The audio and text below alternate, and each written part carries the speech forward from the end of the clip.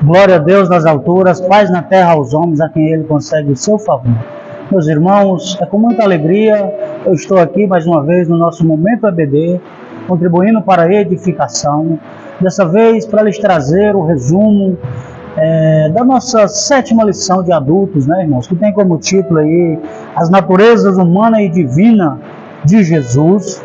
E como prometido, sempre que possível, às quartas-feiras, né, irmãos? Eu quero aqui trazer para nós o breve resumo das nossas lições.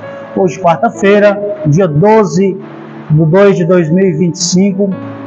O propósito aqui é expor de forma resumida, né, irmão, o conteúdo da nossa lição, certo? E sem perda de tempo, eu convido você a ler comigo o nosso texto áureo, que nos diz: dos quais são os pais e dos quais é Cristo, segundo a carne, o qual é sobre todos, Deus bendito eternamente. Amém. Romanos 9, versículo 5, irmão. Essa é uma declaração que o apóstolo faz pelo Espírito, isso é bom dizer, né, irmãos? A respeito do grande privilégio que Deus concedeu ao seu povo, os israelitas. E aqui os israelitas são descendentes de Israel, que também era chamado de Jacó, né, irmãos? E o apóstolo Paulo, quando vai destacar os privilégios, se você observar os versículos antes, né, dos 5, você vai ver que ele lista uma série de coisas, como adoção, como o culto, como as promessas, os patriarcas. Ele diz tudo vem, né, da linhagem de Israel. Ele diz inclusive o Cristo. Então não são poucos os privilégios que Deus concedeu ao seu povo Israel, né? E aqui fica claro, né, irmãos, em destaque aqui a dupla natureza, que é dito que segundo a carne, né, irmão, e também que é Deus bendito. A gente vai vendo que essa verdade vai ficando mais clara, né, ao longo da nossa lição aí, né? A verdade é que Jesus é o eterno e verdadeiro Deus, irmãos, e ao mesmo tempo o verdadeiro homem. Aqui é importante, né, irmão, a nossa verdade prática, porque não é um eterno e verdadeiro Deus ou um verdadeiro homem, é o artigo definido, né, irmão? Para quem sabe aí, é o eterno e verdadeiro Deus, o verdadeiro homem. Com isso em mente, eu convido você a ler a nossa leitura bíblica em classe, que está situada em Romanos, no capítulo 1, versículos de 1 a 4, e também Filipenses 2, versículos de 5 a 11. Eu quero ler somente Romanos 1, versículos de 1 a 4 com você, amém? Diz o seguinte: Paulo, servo de Jesus Cristo, chamado para apóstolo, separado para o Evangelho de Deus, o qual antes havia prometido pelos seus profetas nas Sagradas Escrituras, ou nas Santas Escrituras, acerca de seu filho, que nasceu da descendência de Davi, segundo a carne, declarado Filho de Deus em poder, segundo o Espírito de santificação, pela ressurreição dos mortos, Jesus Cristo, nosso Senhor. Essa é mais uma declaração, irmãos, que nós temos a respeito da dupla natureza, né, irmão, do Senhor Jesus. Isso é muito importante, né? Porque nesta lição, meus irmãos, nós temos como propósito reafirmar as naturezas divina e humana de Jesus e, ao mesmo tempo, mostrar as principais heresias contrárias ao ensino doutrinário da natureza cristológica, né, irmãos? Não podemos perder isso de mente. Com isso em mente, eu convido a você a considerar propriamente o primeiro ponto da nossa lição, que tem como título o ensino bíblico da dupla natureza de Jesus, irmãos. Falaremos um pouco então sobre a descendência de Davi segundo a carne. Como nós terminamos de ler em Romanos, né, irmãos, Jesus Cristo foi da descendência de Davi segundo a carne. Jesus Cristo foi concebido no ventre de Maria, uma virgem de Israel, pelo Espírito Santo. Só isso em si, irmãos, já é o suficiente para que a gente possa ter em mente, né, a respeito, e com clareza, a respeito dessa verdade da dupla natureza de Jesus. Por quê? Porque ele é concebido em um ventre humano, mas ele foi concebido pelo Espírito Santo. Veja, irmãos, o propósito aí da unificação dessas duas naturezas. né? Aí está o elo humano-divino, as duas naturezas do Senhor Jesus, né, irmãos? E a declaração Filho de Deus em poder, né? O apóstolo escreve em Romanos 9:5, como nós lemos aí, ele diz assim, ó, dos quais os Pai, dos quais é Cristo, segundo a carne, o qual é sobre todo Deus bendito eternamente. Amém. Mais uma vez, fica evidente que as declarações bíblicas todas consistem em um mesmo ponto, né, irmãos? Jesus, de fato, era homem quando estava aqui na terra, né, irmãos? E ao mesmo tempo era Deus. E isso vai ficando mais claro na medida que a gente avança. Em uma de nossas lições, em uma de nossas leituras diárias, eu destaquei um texto em Filipenses, onde traz a palavra forma. A Bíblia diz que ele, subsistindo em forma de Deus, não usurpou ser igual a Deus. Essa palavra forma lá é a palavrinha do grego morphe, que significa transformar-se, irmão. É interessante, mesmo assim, Jesus sendo transformado nesse sentido aqui, entre aspas, amém, irmãos? Não deixou em essência de ser Deus, irmão. E eu destaquei sobre essa palavra um exemplo, né? Como eu gosto muito de filme do gênero fictício, né, irmão? Ficção e tal. Eu acompanhei desde criança, né, os X-Men, e lá tinha uma personagem chamada Mística. Tinha, não tem, né? No desenho ou no filme, né?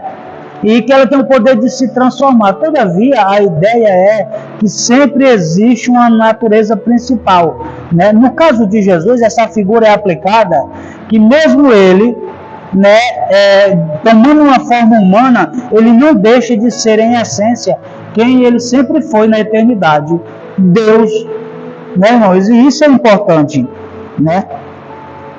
Dito isso, eu convido você a considerar o segundo ponto: as heresias contra o ensino bíblico da dupla natureza de Jesus. O primeiro aí é quem foi Nestório, irmão. Ele foi bispo de Constantinopla entre 428 e 431. Nestório discordava do título dado a Maria, irmãos, defendido por Cirílio de Alexandria, irmãos. E esse Cirílio, irmãos, ele afirmava que Maria era mãe de Deus.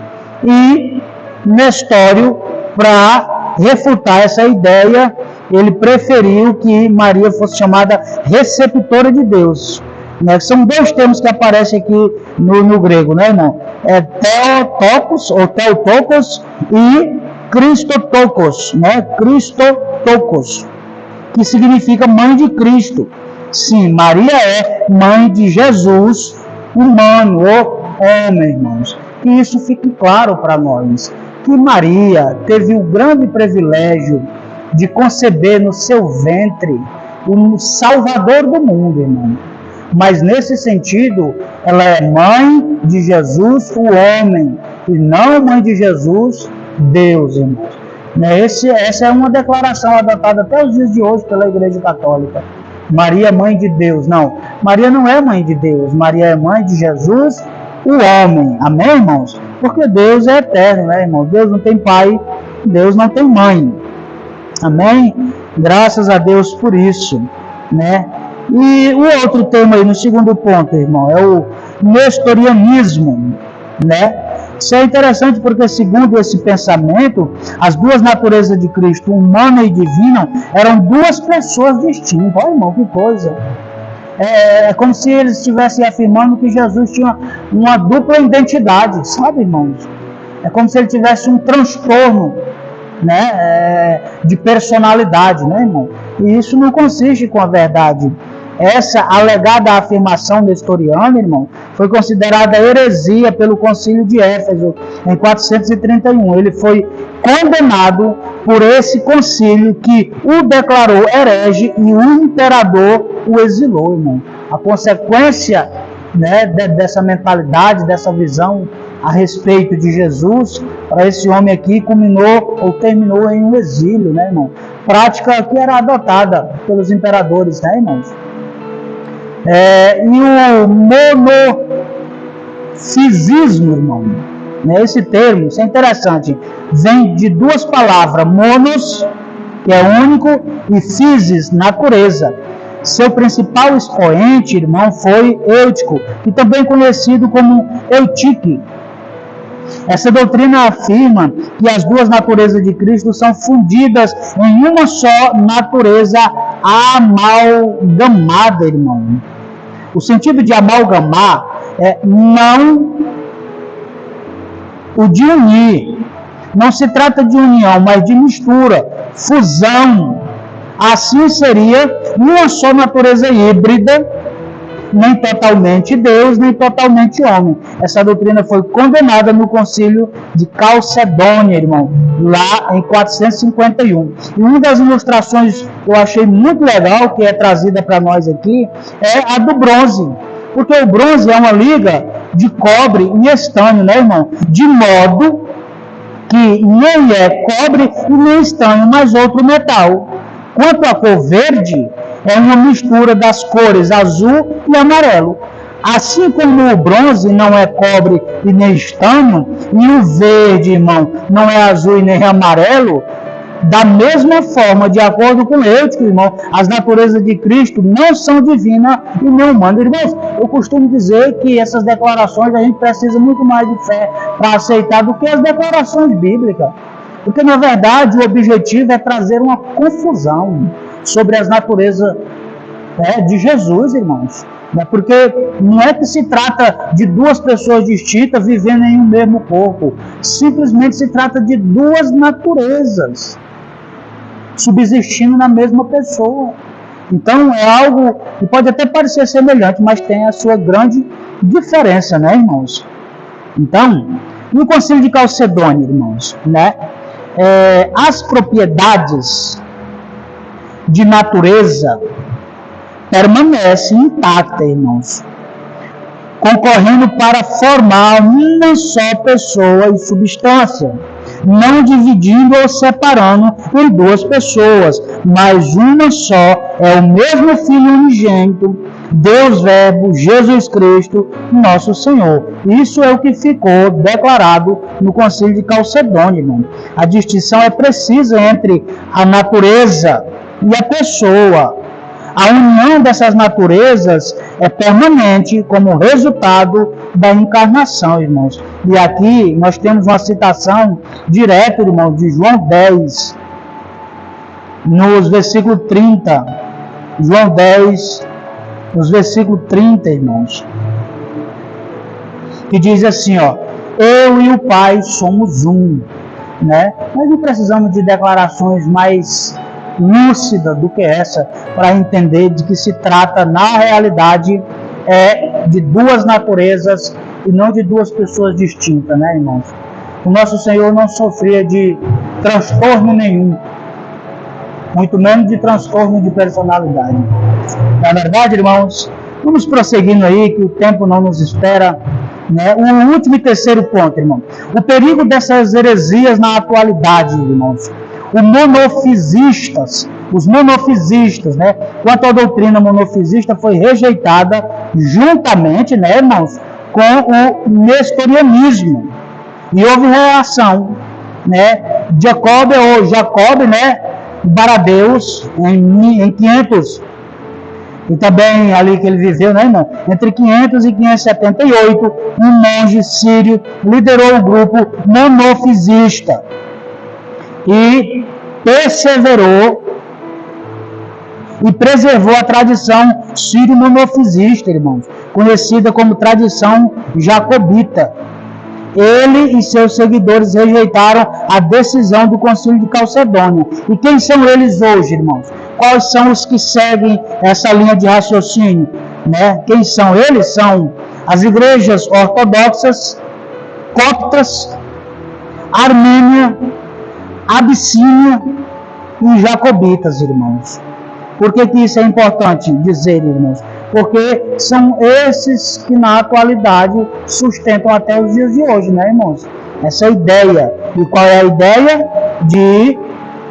Como a gente vê aqui, monofisista. Quem são os monofisistas, irmãos?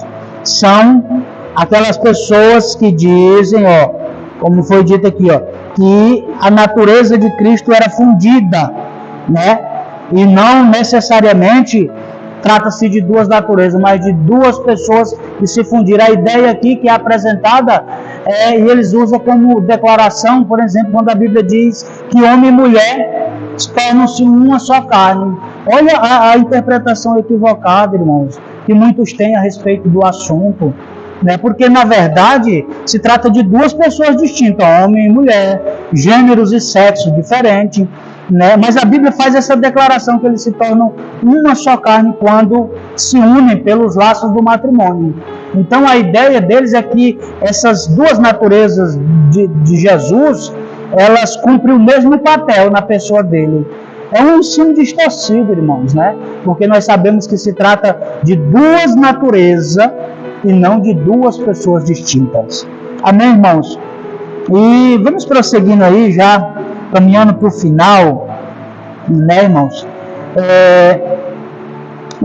Esse outro termo aí, no segundo subtópico aí do terceiro, que é o quenoticismo, irmãos, do verbo grego queno, que significa esvaziar. Isso aqui é muito interessante, irmãos. Por quê? Porque são duas linhas principais. O verbo possuía atributos divinos, mas escolheu não usar. E as prerrogativas da divindade foram usadas mais na submissão do Pai e na direção do Espírito Santo. O que entendemos, meus irmãos, é que os atributos divinos,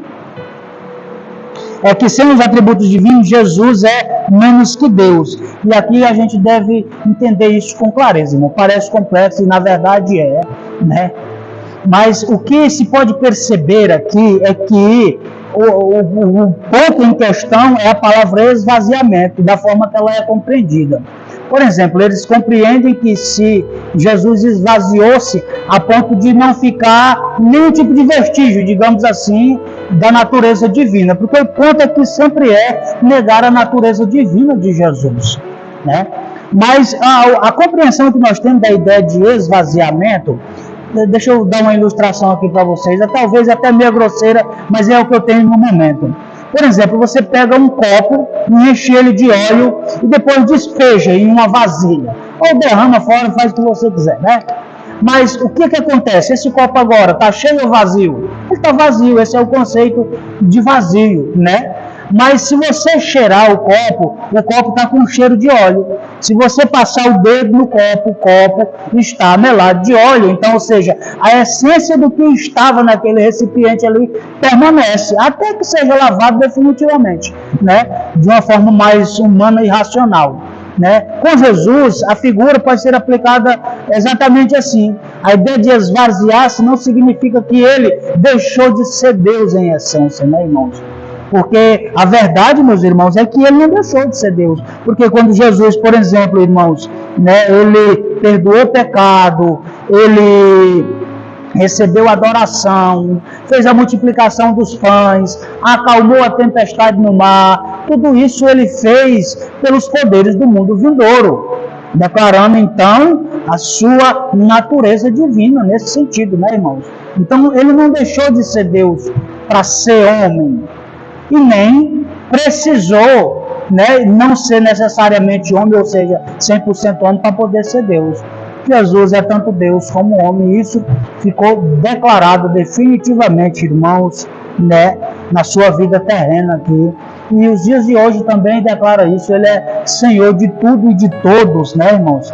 E o último ponto aí, irmãos, que eu achei interessante, esse termo usado aqui, que é a mariolatria, né, irmão? O catolicismo romano adotou o termo mãe de Deus de Cirílio, ou seja, um pensamento antibíblico que se desenvolveu em uma teologia e permanece até hoje por conta da sua popularidade, irmãos. Com isso, aprendemos que o que parece certo, irmão, é a escolha popular. O que parece certo e a escolha popular nem sempre representam a verdade, irmãos. E isso é uma coisa que a gente tem que ter em mente quando se trata dos pontos principais da nossa fé, né, irmãos? Porque, de fato, precisamos conhecer bem a pessoa de Jesus Cristo, tal como revelada nas Escrituras Sagradas, irmãos. Isso nos permite um relacionamento mais profundo e exitoso ao mesmo tempo. E nos protege de criar uma imagem distorcida de nosso Senhor. Porque a verdade, meus irmãos, é que a gente, talvez pela cultura ou pela pressão do cotidiano da vida em si, a gente criou uma imagem do nosso Senhor que é muito distante das características descritas da pessoa física de Jesus nas Escrituras, né? Hoje nós temos, a maioria de nós pensa em Jesus como um homem alto, de cabelos compridos, peles claras, olhos meio azulados, né, com barba, calvanhado. Então, assim, uma pessoa extremamente bonita, ou seja, atraente fisicamente. E a Bíblia descreve exatamente o contrário, né, irmãos, a respeito dele. Então, por isso, é muito importante a gente conhecer sempre um pouco mais da bendita pessoa do Senhor Jesus Cristo. E aqui hoje, como tratamos, né, irmão, das duas naturezas, humana e divina do Senhor Jesus. Essa é uma verdade bíblica que eu aceito com alegria. E você? Espero que sim. Deus abençoe. Tenha você um ótimo dia. E aproveite para nos apoiar, nos dar uma força, inscrevendo-se, deixando seu like, né? Comentando e compartilhando. Assim, juntos podemos crescer cada dia mais um pouquinho e juntos possamos, de fato, contribuir para a edificação do nosso semelhante. Amém? Deus abençoe, em nome de Jesus.